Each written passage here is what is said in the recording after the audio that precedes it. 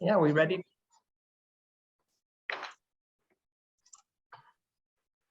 All right, you want me to let everybody in? Yes, please.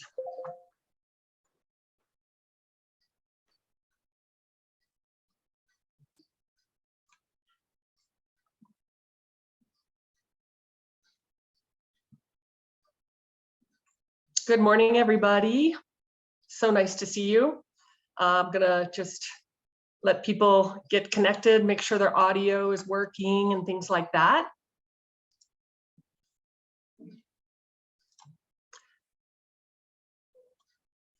Looks like we have a good group of people, and I still see a few more that are connecting to audio, so I want to make sure we still give them a chance.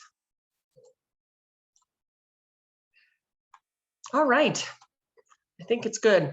So for those of you that don't know, I'm Cindy Lair, and I'm the Deputy Director for the Conservation Services Division, and really happy to talk to you to introduce the grant guidelines for our 2023 Star Plus program.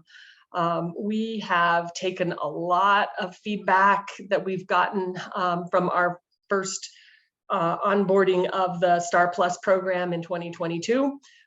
We made a lot of different changes to our grant guidelines, and hopefully we've been working on this for several months now, and a lot more intensively over the last few weeks. And I just really want to thank our team for the energy they have put into this, because it's not exciting work, but it's really pretty important to get the guidelines as close to being perfect as we possibly can. And so really big thanks to our team. And I'm going to welcome you and pass it over to Kristen Boyson, who will get us started here. Thank you, Cindy, and thanks again for everyone for joining us this morning. This webinar is being recorded, and we're going to post it on our website. So if you have friends and colleagues who want to look back at this riveting webinar, it'll be available for posterity on the website, on the internet. As a reminder, today we're talking about the grant guidelines, which were published this morning. You should have received an email about them. They're also on our Soils website. Just very quickly, I'll show you what they look like. They look like this. And we're not going to go through the document today, page by page, but our presentation is organized by section. So if you want to review, if you want to flip through as we're going through our slides, you're more than welcome to. Great. Let me switch again. All right. So as a reminder, these grant guidelines are specifically for the producers that you all are going to be enrolling this summer and fall. If you have previously been involved in Star Plus, your previous producers will still stick with the grant guidelines that they had originally through those other funding sources. So these grant guidelines, again, are they apply starting now, and it's going to be a little tricky to juggle a couple different requirements. Good news is it's 90% the same across the years. But caveat, 2023 Climate Smart Commodities funding for Star Plus is what we're talking about today. So as I mentioned, we're going to go through the grant guidelines section by section. There are 12 main sections listed here, and we're going to rotate through the team about who talks about each section. So the grant guidelines are about 20 pages long, so hopefully not too much of a beast, but there are a lot of details in there to high level, and in future webinars, we'll dive more into detail on each of these sections. So I'm going to kick it off with the roles and responsibilities of conservation districts and eligible entities. This is the first section of the grant guidelines, and it is really an overview of what all is expected of you all in the next 4 years. In categories of work, hopefully none of this is a surprise to you. First being program administration. This includes maintaining close communication with us at CDA, through 2027, attending these virtual webinars. Congratulations, you're doing it already. And just working to make sure the program functions. Second, and the big lift coming up here is producer enrollment and paperwork, getting those farmers and ranchers enrolled, getting us at CDA and our partners at USDA the required documentation, and then helping those producers with their soil health practices and implementation. Number 3, in roles and responsibilities is managing the producer incentives and equipment grants.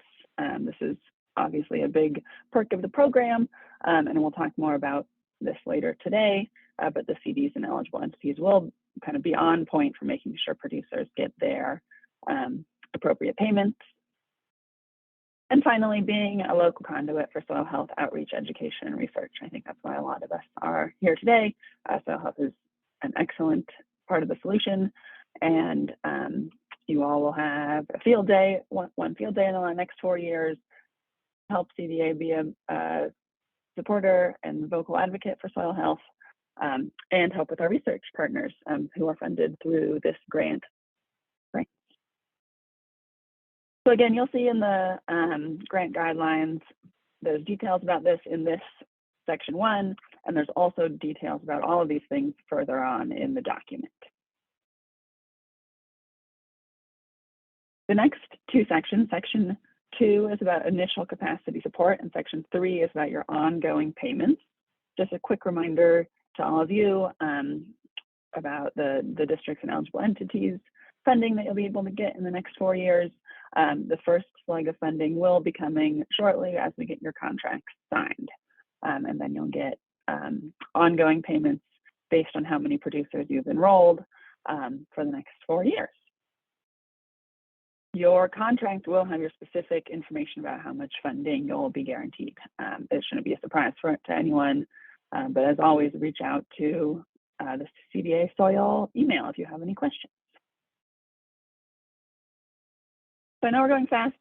We'll go through all of these and then we'll have plenty of time for questions at the end. And I'm going to pass it over to John to talk about section 4. Thank you, Kristen. Thanks for listening today, everybody. This is a pretty important one, and we are recording this, so you should be able to access it later, just as a reminder.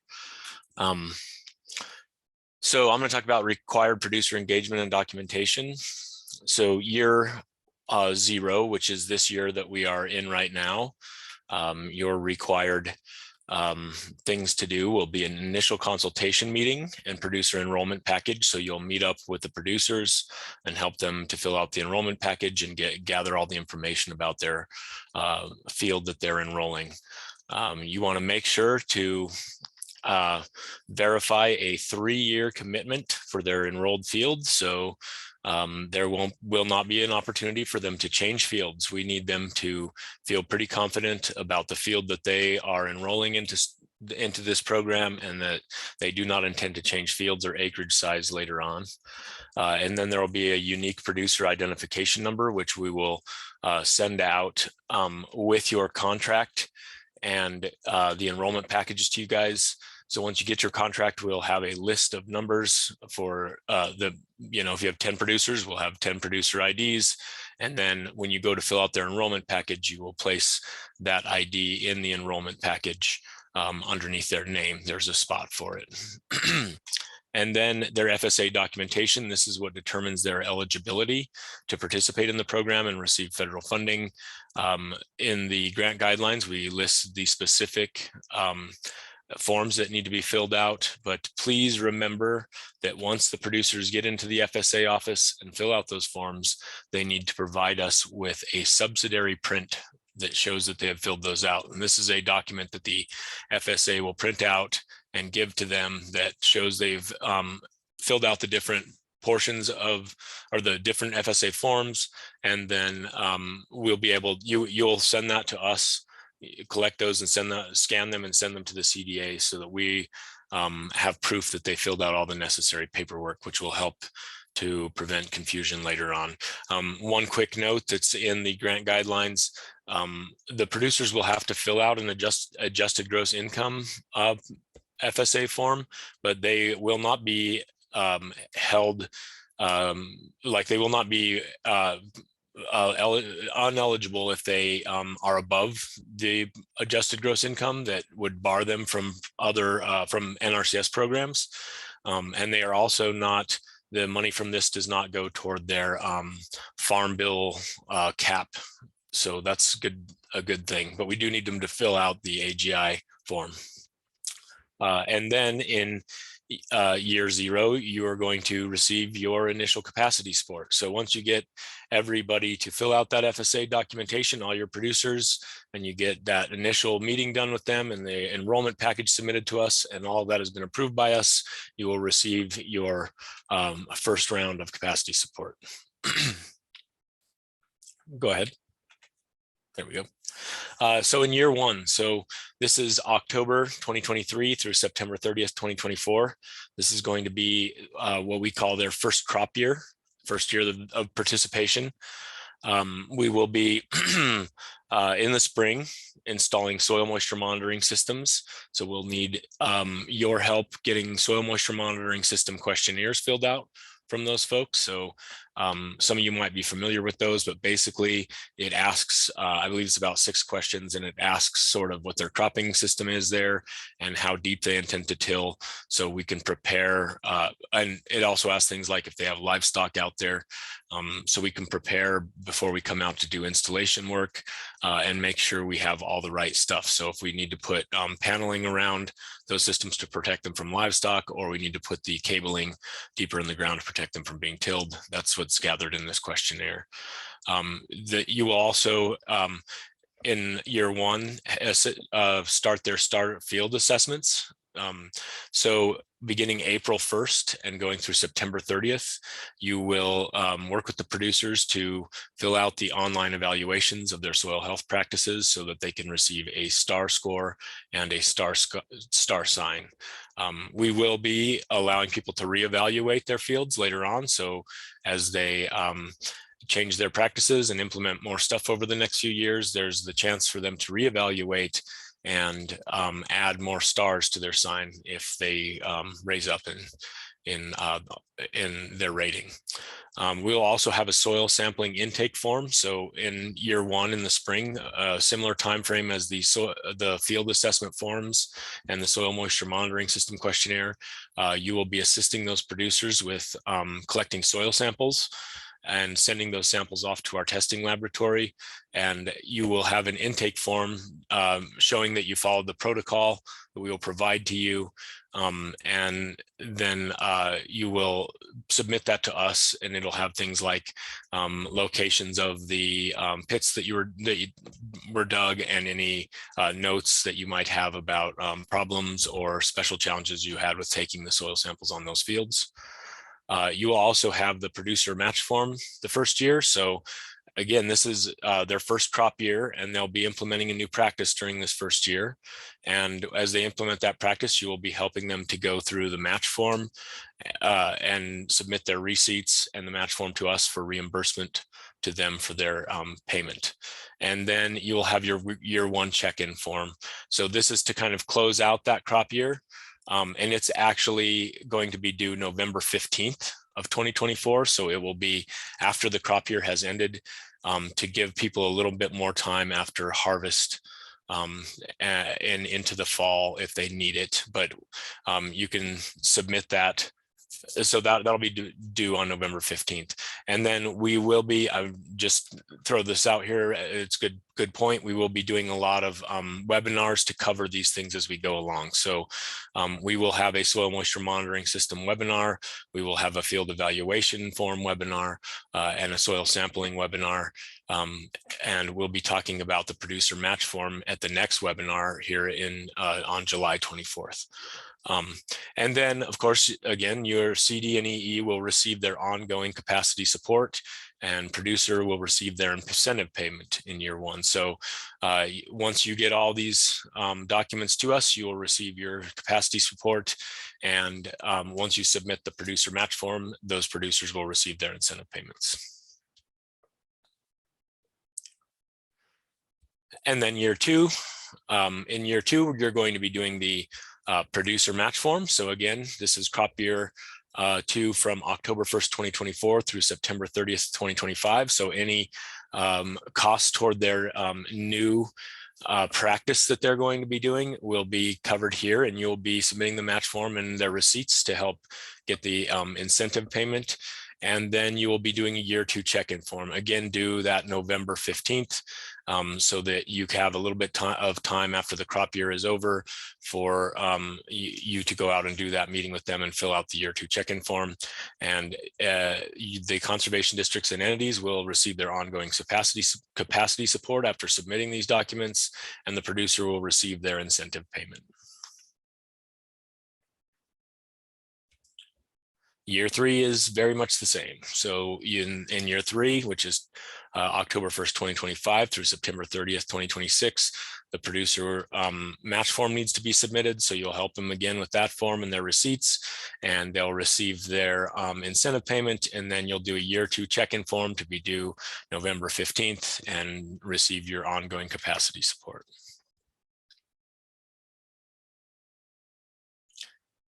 And then here's year 4, which is the final year of the program, and it is what we're calling the closeout year. And this is October 1st, 2026 through September 30th, 2027. During this year, you will fill out a final consultation form to be due on November 15th of 2027. And you will be helping us with our project closeout, which is spelled out much better in the grant guidelines, but basically we're spreading the information out to those, a bunch of information out to those producers about their soil, their progress through the program and how things went for other folks. And there'll be a lot of just dissemination of knowledge there. That year, the producer does not get an incentive payment, but you will receive ongoing capacity support to help us to finish up the program in that final year.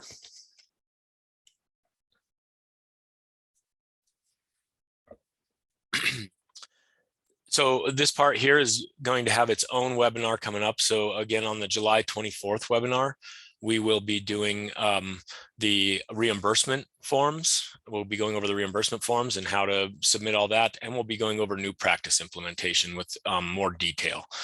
But at this point, the high picture view of the new practice implementation is during the enrollment package, the producer will need to pick out at least one new soil health practice to implement on their enrolled star field for at least 3 years. So again, this is part of that producer commitment for 3 years in the program. They have to pick one practice that they want to try on their enrolled field. They can pick more than one practice, but it has to be at least one. And they have to commit to implementing that practice or practices for at least 3 years. It's very important to realize due to the fact that this is federal funds that we are sending out here, we need you to be pretty sure what practice they are going to be doing, and they're going to need to stick with that practice. Once they write that down on that form, we're gonna obviously they can adjust how they're implementing that practice and things like that, but if they say maybe year 1 I would like to do cover cropping, and year 2 I would like to do livestock integration, put both of those things down. We need to know as much ahead of time as we can get picked up here. And the reason why is because of our cultural resource and environmental assessments that have to occur here. There is a list of practices that will be exempt from those cultural resource and environmental requirements. And they are in the grant guidelines. So if producers pick those practices from that list that are exempt and meet a few basic requirements that are underneath that exemption list, then they will be sort of fast tracked. They won't have to go through the CPA 52 process. However, if there is a second list, which are also acceptable practices that they can implement, that is lower down in the guidelines, that second list, if they pick something out of there, they will have to go through the CPA 52 process, and this could hold up their first year payments as we go through that with them. But we will work with you to implement those as quickly as possible. But we will go over this more on July 24th. It says August 7th here, actually on that, but it'll be in the July 24th meeting. And then the STAR field assessment forms and field testing. A major component of this program is to give feedback and data to participants on their soils. And conservation districts and entities will work with TAPS and STAR participants to complete the following documents. In the spring, starting in the spring of next year, 2024, April through September, you will be working with folks to complete their STAR field assessments and again, get their STAR signs and their and get their scores. You will also be working with them to get their initial sampling done, which will occur in 2 years. Year 1, so the spring of 2024, and year 3, the spring of 2026. And then we will also be working with you and needing your help to get a bunch of soil moisture monitoring systems installed out on their fields between February and June of 2024.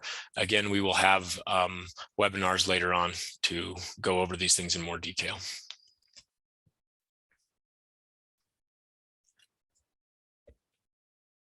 And now I'm going to turn it over to Nikki to talk to you about incentive payments and matching contributions.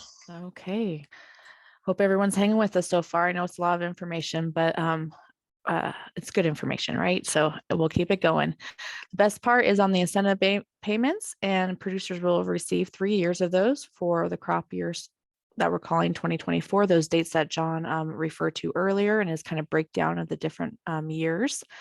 The payments are at $75 an acre. There's a minimum of $1,000 and the maximum of $5,000. So those are a match, 1-to-1 required match. So for a $3,000 payment to be issued to your producer, they must submit at least $3,000 worth of receipts or notice of labor.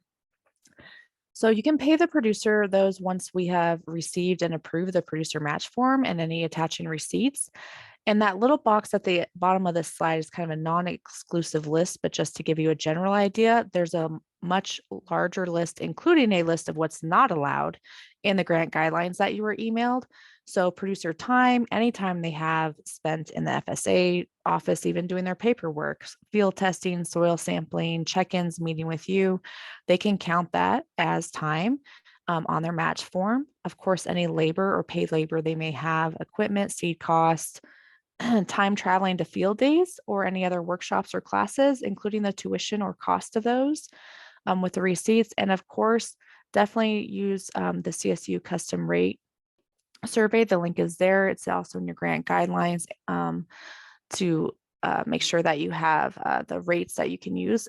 We haven't had any problems with producers receiving kind of the maximum allowed amount for their number of acreage based on just general work that they put into it off of this kind of list. So if you need any help or you have any questions, please definitely email us anytime and we'll make sure and get back to you. Okay, next slide, please.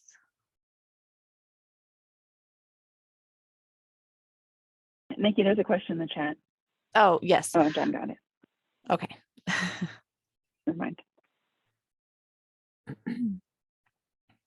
So for the new districts that are in, or districts or entities participating in STAR Plus, you will be receiving an option of the equipment grant for $25,000 during the first year of the program. For those of you that are just adding producers, you had the option last year with our stimulus funding. So this priority funding first is for all the new folks that are new to the program and bringing in additional producers. It may be used for any equipment purchases related to soil health. The biggest thing here is it does require 1-to-1 cash match. But a change from last year due to the funding source is that the equipment must be owned by the district or the entity. And then you have a plan on how you're going to either rent it or loan it to participants in your area to implement soil health practices. So definitely take note of that. It's a difference from the previous year of Star Plus, but it is mostly due to funding and definitely in the best interest of the program and you guys. So some allowable purchases, more information of this is in those grant guidelines.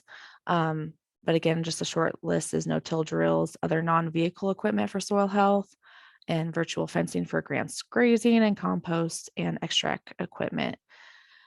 The equipment grants, we are working on finalizing a form, I believe, but those should be submitted for approval so that CDA and more specifically USDA can make sure that we have kind of a pre-approved list, and that is what is in your grant guidelines. If it's outside of that scope, then we have to get USDA approval prior to purchase. So again, if you have any questions, you can always email us at that cda_soil@state.co.us, and we will be more than happy to help walk you through and answer any questions so that you're set up for success on those.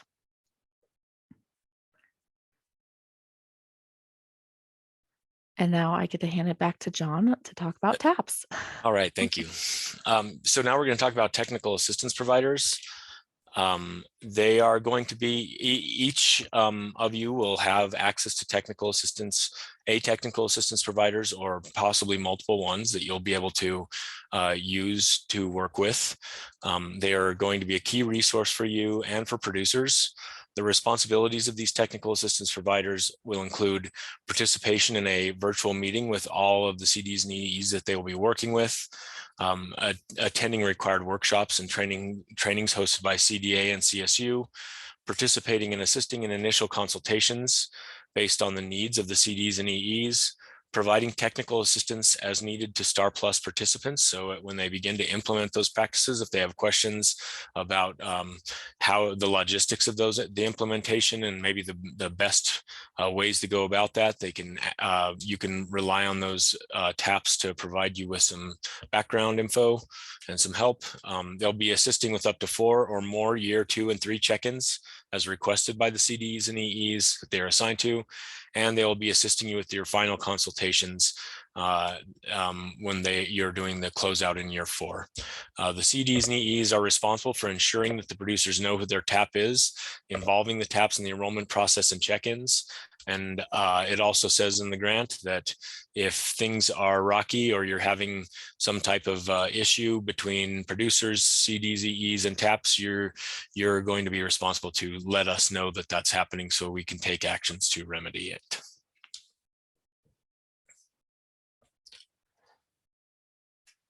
And then the verification program. So to ensure the success and integrity of the Star Plus program, we will implement a robust verification plan for all aspects of program implementation. This is going to include verifying that the chosen practices, this is in the enrollment package that you'll be doing here in the next few months. We're going to verify that those chosen practices are being implemented as described on the enrolled field. And then we're going to verify that any submitted reimbursements and reimbursement forms match that practice implementation. So we're just going to be checking this time around to make sure that the funds that we're paying for these practices are actually getting out there on the fields. There's a lot of folks coming into the program, and we need to just be checking a little bit better. This means some random check-ins and field visits. We will, of course, notify any producer before we're going to be out there, and we will not access any fields without their authorization. We are also, in addition, going to verify that equipment that was purchased with the equipment grant money is owned and housed as indicated on the equipment grant application throughout the life of this grant. So if you purchase a no-till drill and you say you're going to lease it or rent it out to producers, then we are going to make sure that we're going to check in occasionally and make sure that you are holding on to that equipment and doing as you said you were, at least till the grant is over. The CDA will host a program verification webinar to further explain this in the future. So we'll go through this here later on in the year.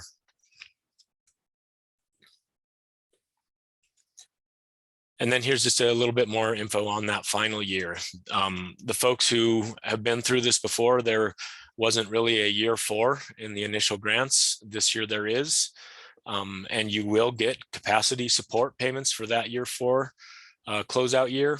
And what you'll need to do that year is perform a final consultation with the producers. So we're going to make sure, we're going to check in with them one more time, talk to them, see how things went. It'll probably be a little bit different of a consultation form than the others. We will have a bunch of educational products for these producers, which will be delivered during that final consultation. And these will include a summary of their soil health, soil carbon, water availability, and economic outcomes, a guide for other programs or markets that they might qualify for, and a summary of soil health outcomes in their region. So after they've went through this participation, we would like to go ahead and just give them some education about how things went for all the folks that are participating, and especially those that are in their area, and just give them some final guidelines on how things went even on their specific field. And then we will also be asking for your support with final reporting for the grant closeout. And that is actually a good moment to bring up the fact that we are going to be asking you for some different reporting requirements this time around, including we're asking that you track the time that you spend against the grant and report that to us with a reporting form that you will be receiving. This will help us to, when in our reporting back to the folks that we have gotten the grant from. And I think we're on to the final, to the key dates. So these are the key dates, and this is the last slide. So as I mentioned, July 24th, we will be having a webinar on soil health practices and producer match forms. So in that one, we'll go through match forms and receipts and show you how to submit those things. And I will go more in depth into the soil health practices and what kinds of practices producers could implement, and some scenarios about what that'll look like. And I think that one will be, there might be a lot of questions there. So if you have a lot of questions on the practice implementation, save them up for that date and we'll get a deep dive there. Then October 1st of 2023 is the start of our first crop year. That's crop year 1. November 15th of 2023 is when your enrollment package is due. I believe the last webinar, we said that it would be September 15th that the enrollment package would be due for everybody. And just due to us having to get all the contracts out and tighten up everything, button up the final parts on our end, we're worried we were not giving you folks enough time. So we're going to extend that deadline out to November 15th. That also might give you more time to work with producers into the fall to make sure that you're getting all that enrollment package filled out as best as possible. June 30th of 2024 is when soil moisture probe installation will be due. Actually, so we want to have all the soil moisture monitoring systems installed by June 30th of 2024. We will have a questionnaire, but it'll be due around the end of March. And I believe it says the end of March in the guidelines. That's that questionnaire where we gather the initial data before we go out and start these installs. Between April and September of 2024, we will be scoring. You can help their producers fill out their evaluations, and we will be scoring them for to receive their star scores and get their signs. And then September 30th of 2024 will be our deadline for the producer match form. So you can submit producer match forms before then, but that will be the drop dead date to get us producer match forms for reimbursement of practices implemented in year 1. And then November 15th of 2024 will be the deadline for the year 1 check-in. So again, we're going out further on the enrollment package so you can work with those producers in the fall to really get dialed in with their practice, what practice they want to implement. And then we're also pushing out those year 1 check-ins until the fall. So if you folks want to get out there or need to get out there later to do the check-in with them, then due to harvest schedules or whatever, then we're giving you a little bit more flexibility on that deadline. And I think that brings us to the end. I would ask now for some questions and comments.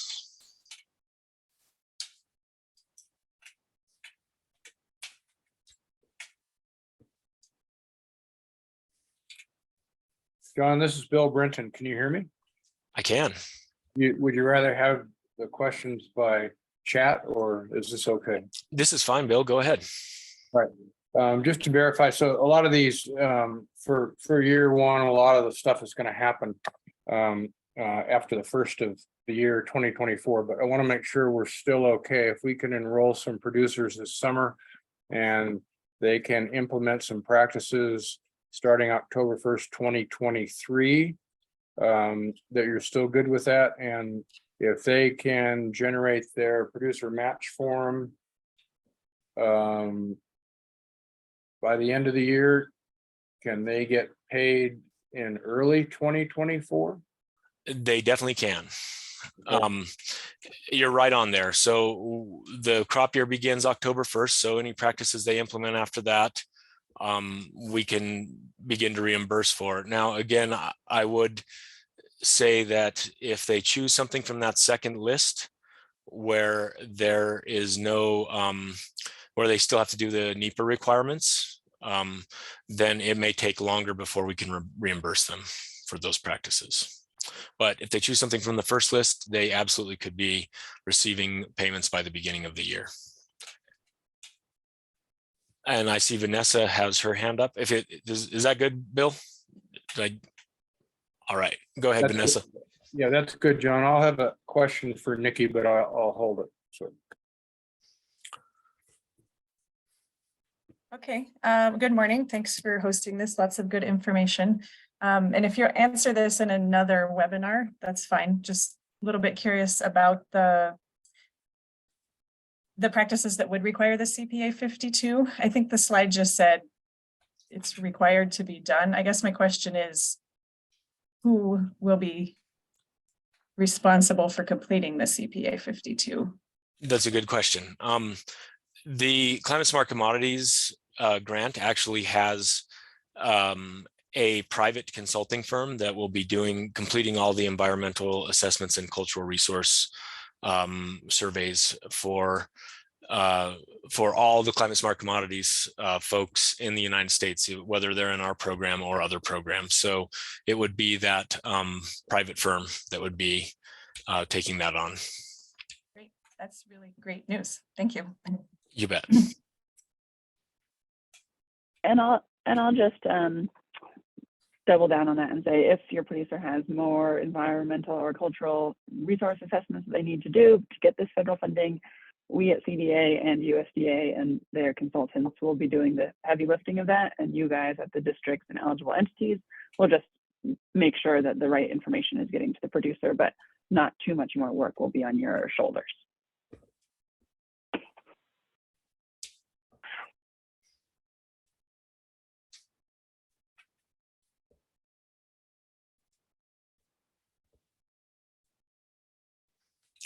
So we have a question in the chat. If not all producer enrollment slots have been filled by 11/15, is there any opportunity for enrolling enrollments later in 23 or 24, or perhaps a 2024 enrollment window, with the assumption that they would miss out on a year of payments? Boy, I think I know the answer to that, and someone on the team can step in if I'm wrong, but we really need the producers, if they're going to participate in Climate Smart Commodities, to be enrolled by 11/15 of 2023. Otherwise, they're going to be so far behind that it would make it pretty tough for a lot of our research and a bunch of the other things. So I think that's a pretty hard date, Joel, unfortunately. And correct me if I'm wrong, anybody on the team. And I think if you have a sense that you won't be able to fill all your slots, we would love to help you find more people, but also we'll probably try, and if somebody else has a longer wait list, we might get those people who are able to commit to all 3 years. That's so a be in great touch point. with us. Yeah, be in touch with us at CDA about if you're having trouble recruiting people. We can both help you recruit folks, and we might kind of shift some slots around if we're getting close to November. Definitely. We have want to have as many.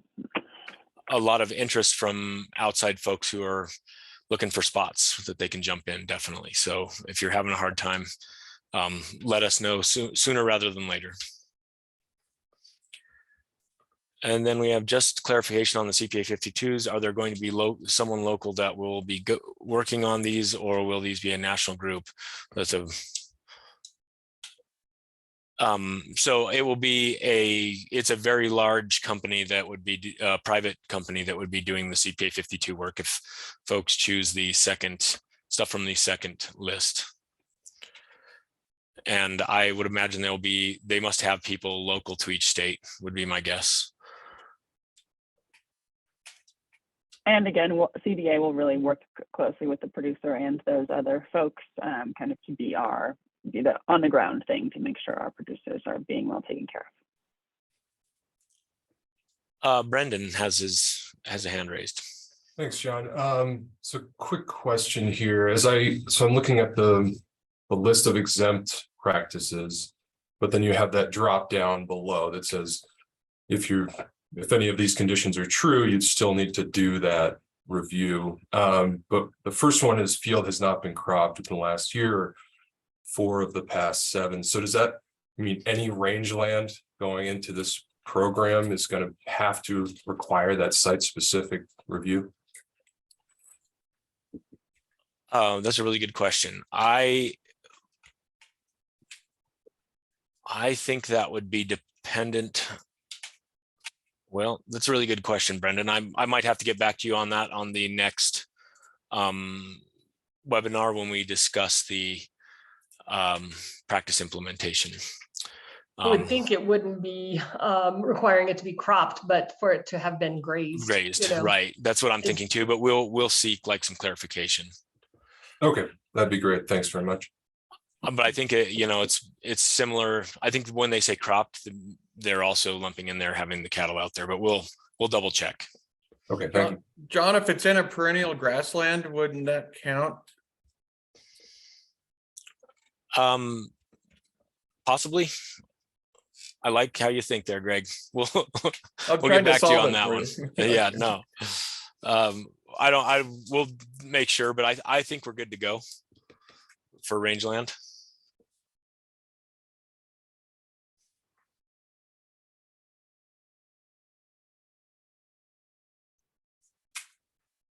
John, it's Bill Brenton again. Yep. This question regards technical assistance. So I think your slide indicated that it's optional if we feel like we need it with the initial consultation, but if that's something we've done before and the practice and the producer is kind of straightforward, can we opt out of involving the technical service provider on those initial consultations, just to kind of make things more efficient?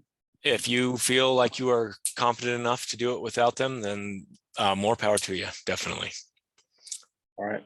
And if I can, I'll ask Nikki this question. I think with Star Plus One, there was a cheat sheet or two, kind of a spreadsheet of payments and possibly dates when you can expect them. And I know that's extra work, but sometimes we'll get money coming in and we're not quite sure what it's earmarked for. And I wonder if having a cheat sheet for the various payments might be helpful to me and to other people. Well, Bill, you read our mind. We were literally chatting that during the presentation that we need to get a 1-pager cheat sheet out for you all on these dates and timelines, but also we'll make sure and include the payments on there too. So you have a better version and something to go off of. So yes, that will be coming soon. All right, thank you. And yeah. Maybe it was you reading my mind. I don't know. We're all on the same page. That's good news. Real quick too about the technical assistance providers. We'll be doing a webinar. We're aiming for early August where we'll have all the folks that are going to be technical assistance providers come and meet up in here and talk and introduce themselves. That's what our hope is right now. We're kind of waiting on some contracting things, and then hopefully we'll get them in here. It'll be maybe the first or second week of August is our hope. But I see Vanessa has her hand raised again. Yeah, I think I'll just wait till August because my question was about the technical service, technical assistance providers and like, how do we even know who to contact? So you'll cover that later, sounds like. We will. We're going to get, we're going to be doing a lot of webinars and getting everybody connected, networking, so everybody knows who they're working with and gets familiarized with them. And then I see Penny has a question about the CPA 52s. There's an NRCS backlog. Do we expect one this with the CPA 52 reviews? I think it'll go faster because it is not going through the NRCS because it's that private company. But they are doing this for a if a site-specific CPA is required, do they need it by their enrollment date? I think we can get it afterwards. We definitely will be getting it afterwards. So if we get let's say you enroll them by November 15th and they have a practice that is site specific or requires a site specific review, we'll be able to reach out to that company and get them on board. It is a little bit of a gray area as to how long that's going to take. However, we are really, I would say, leading the pack as far as entities implementing their climate smart commodities grants. So I think we might be sort of at the beginning of the queue because we're moving pretty quick compared to some of the others. That's my thought on it. But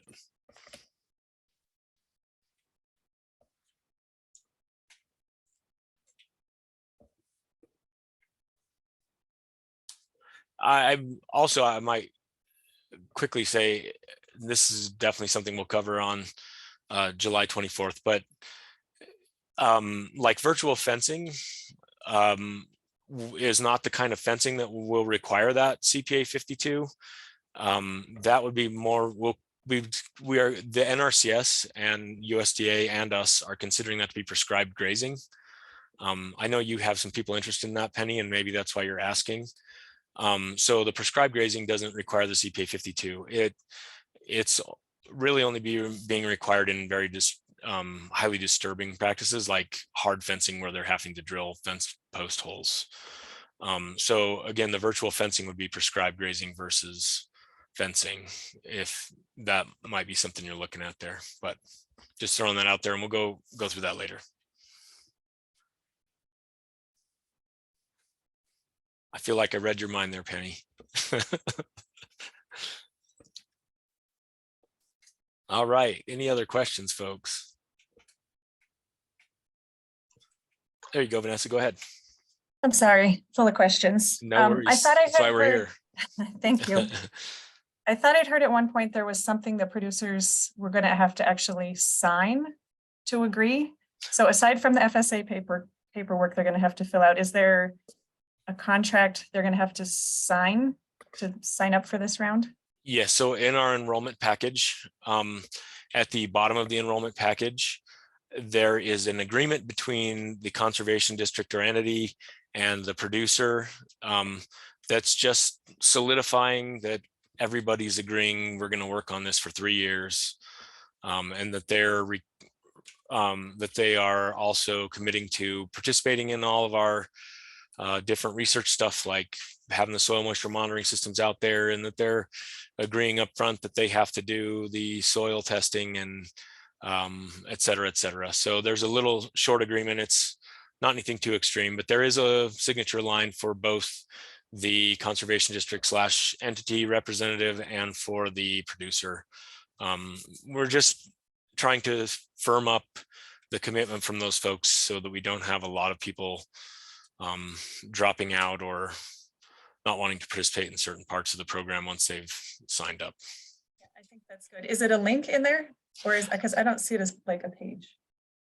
It's the very bottom of the enrollment form, which I don't think you have received yet. Oh, okay, it's Yep. a different thing. We Okay. went over it in the last webinar. And it'll be coming out. You'll get that form with your contract and your producer unique IDs and all that good stuff. It'll come to you.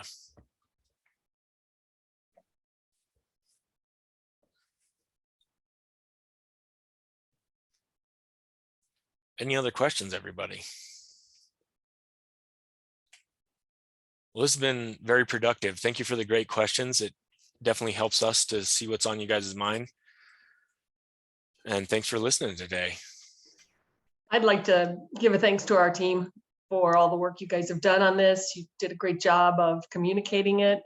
We're just trying to make it as simple and straightforward as possible, but we do invite you to take part in our future office hours and webinars. We're really trying to make it as robust as possible as far as giving you tools, giving you enough information that you're feeling more secure and confident about delivering it, because we know this is the first time for many of you, and also you know, working with USDA money, it does have its own set of challenges with it, and we're really working hard to try to make sure that we can provide some buffer for you on that. But there are going to be some things that just are part of having funding with USDA. We're continuing to look for supplemental funding to go along with it to help maintain our own flexibility. While we're working with, you know, the main funding being USDA, this is how it works. And we are just so thankful to have all of you be a part of this and to be going down this with us. Excited to have you working with your producers when that time comes, and looking forward to some opportunities to have some meet and greets with producers and also conservation districts and eligible entities to keep this as open and a lot of sharing going on, because a lot of people have questions, a lot of people are learning, we're learning, and let's do it together and be open about what we're learning. So huge thanks to all of you for what you're doing for conservation. It really means a lot locally, and it means a lot statewide. So this is going to be a fun journey. Thanks a lot. If John, you're done, we can turn it over to Kristen and we can be done. Thanks, everybody. Yeah, thanks all. I just put in the chat our CDA soil Google site. So that's where the grant guidelines are posted, and where all of these webinars recordings will be posted. So take a look there in the next day or two for the recording of this webinar, as well as the slides and grant guidelines. With that, we can stay on for 8 more minutes if anyone else has any questions, but we'll wrap it up officially now, and I hope you all have a good week. Thanks again for attending.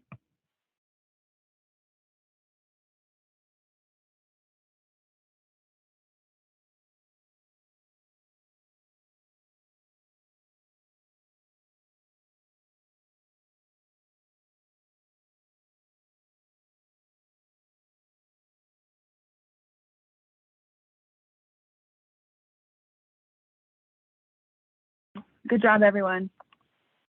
You too. Well, I didn't do anything, but good job, you guys. You were Thanks for moral support, and you Yeah. wrote the grant guidelines. So